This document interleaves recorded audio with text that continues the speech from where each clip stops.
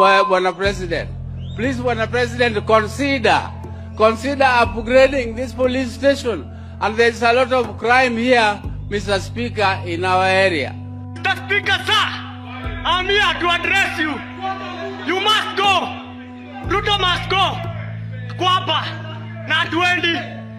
Kwapa, tunalala huku. Na hatuendi. We don't fear you guys. You hypocrites. We don't fear you. Mr. Speaker, we don't fear you. Tuko ndani. We stomped inside. Sisi ni nani?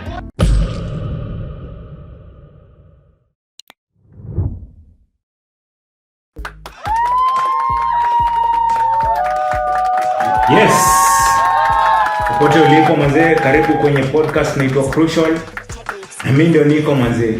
Mr. Speaker sir. Tuko hapa na hatutoki. Maneno haya si mageni guys.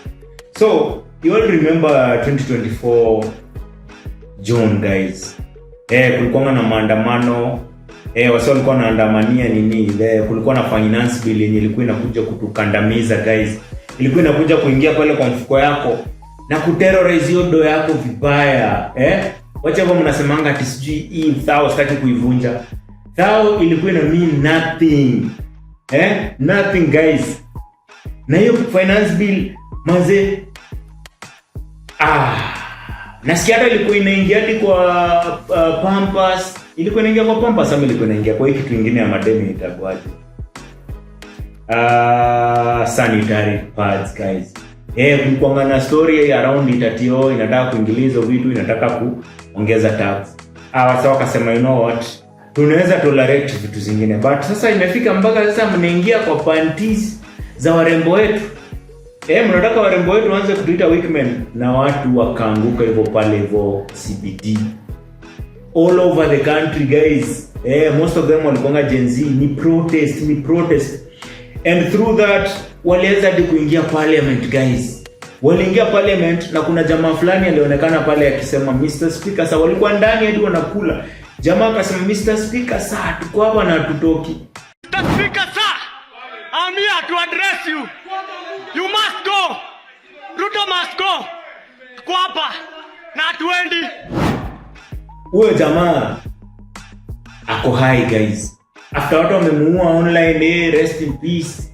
You know, kukiwa na unrest in the country and at least several people have died, people always believe anything. You can come up with anything.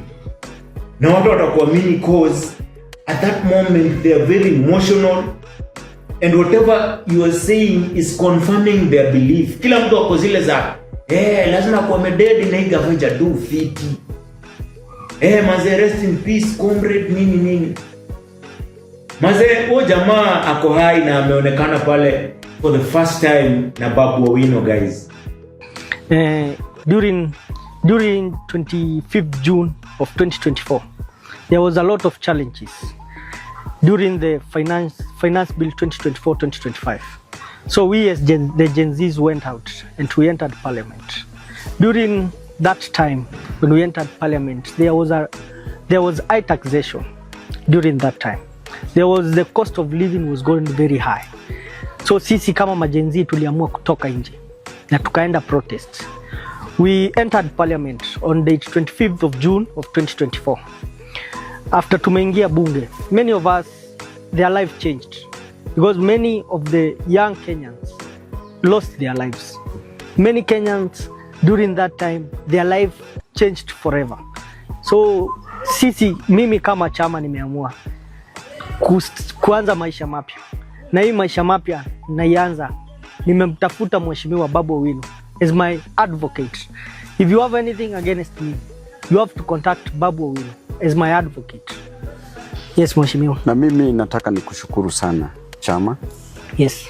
Mr. Speaker sir. Yes sir. Mimi hiyo siku ya Gen Z revolution. Yes. Gen Z protest. Hiyo 2024. Yeah. Mimi nilibambika sana na wewe. Siwezi kukudanganya. Mimi nilisema huyu jamaa aliendanga wapi. I've always known that because for 1 year 9 months uli disappear. Yeah. So I thought that probably the government by the use of the DCIs Yeah. who are abducting and killing people. I thought that probably they had killed Mr. Speaker, sir. Yeah. And because of that time, there was no information that we could receive from any of your relatives. Yeah. And when you resurfaced after 1 year, 9 months, Yeah. nikasema you deserve a chance in Yeah. life because you are a legend. Ulimanage ukaingia na pamoja na other Kenyans mliingia bunge. Na mliingia because there was genuine concern. Genuine reasons. There were serious, genuine reasons why you came to parliament. Yes. Number 1, lack of jobs. Yeah. Number 2, high cost of High living. cost of living. Number 3, overtaxation. Yeah. That finance bill was going to tax people to death. Yeah. Because of you today and other Kenyans, that finance bill did not see not day of pass. light. Yeah. It was not signed by Ruto. Yeah. Because of you, you saved so many Kenyans. And I know that the government is malicious. They are still hunting down youth, men and women who came to parliament. Yeah. I want to tell the government today that this gentleman you are seeing here, huyu mtu, if you have a problem with him, I'm his advocate. Yeah. I'll take care of anything that is going against his will and interest. Yeah. If you have a problem against him as a government, as a DCI officer, as a president, as any other person in this country, please go and record a statement in the nearest police station. Yeah. From there, they will contact me. Contact me. The moment you contact me, I will produce him from wherever he is. I know that you are malicious as a government and the DCI officers. Any DCI officer who is watching this, msiende huyu Mr. Speaker na mumuue. We know you are capable of doing that. But this death, should he be killed, will not be a statistic. Should Mr. Speaker disappear, we will not take it lightly. We as Kenyans, we need to be allowed to speak. And we know very well that freedom of speech is the oxygen of democracy.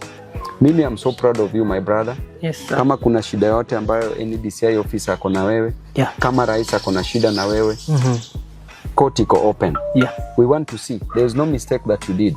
The only mistake you did was to fight for high cost of living. Was to fight against high cost of living. The only mistake that you committed was to fight against high taxation of Kenyans. And therefore we support you fully. We are proud of you.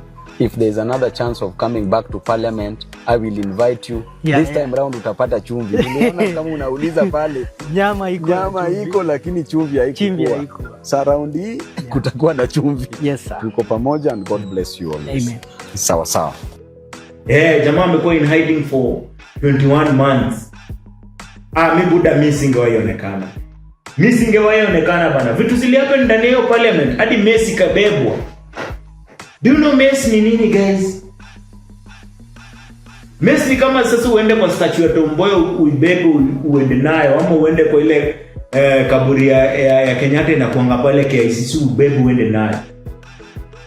Messi iko hivyo, guys, ni symbol of national unity. Imebebwa iko somewhere in Githurai. Alafu mimi nijitokeze. Majenzi manze mko na roho. So who guys ametokea pale level na amesema you know what man, hakukuwa fiti hiyo time, hakukuwa fiti, na sasa anajua anahofia maisha yake. Sasa hivi amejitokeza na Babu Owino bila kuchelewa ametokea pale akasema you know what, what's your chance, mimi ndio kwa lawyer wako, hakuna msee atakuja kukunyuria nikiwa. Guys, what do you think? Mnaona huyu jamaa angejitokeza hivyo ajieke kwa limelight, especially venye sahi Kenya kuko na nini na hiyo unrest? Do you know huyu jamaa anaweza tumika vibaya sana asipochunga. Huyu jamaa anaweza tumika vibaya sana na hata the worst can even happen. Mumeona venye sahi manze Kenya kumekuwa kubaya. Mseto akijitokeza aseme you know what, mimi niko east side, mimi na support east side. Kidogo unasikia amemwagilia sijui nini. Jana nimesikia kuna mtu ameoshwa na supu ya nini ya beans. Manzi yako osi. Ule demu mwenye alikuwa ameweka tattoo ya Kasongo hapo hivi, alinyuri hiyo design. As in Kenya sasa kuko hivyo. Unaona? So Mr. Speaker sasa hii of course ni hero until I take side. Na I'm sure atakuwa very tempted to take side, especially maybe hii side ingine ya opposition, because of course si alikonga ana fight the current regime. So kidogo utasikia ameanza kukua cancel. Na huyu jamaa tu angetulia tu kwa mali alikuwa. Unaona hata amekuja amepiga nini, amepiga suit.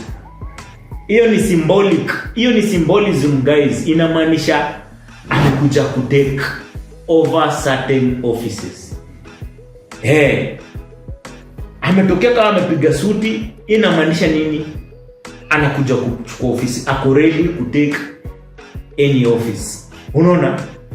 Na what if Kasongo amchukue? Mse kama Kasmuel si aliruka akaenda hii camp nyingine. You know? Guys, mimi ningesuggest angetulia tu. Of course, me I'm talking from my own fear, but I don't think it's the right time guys kutokea.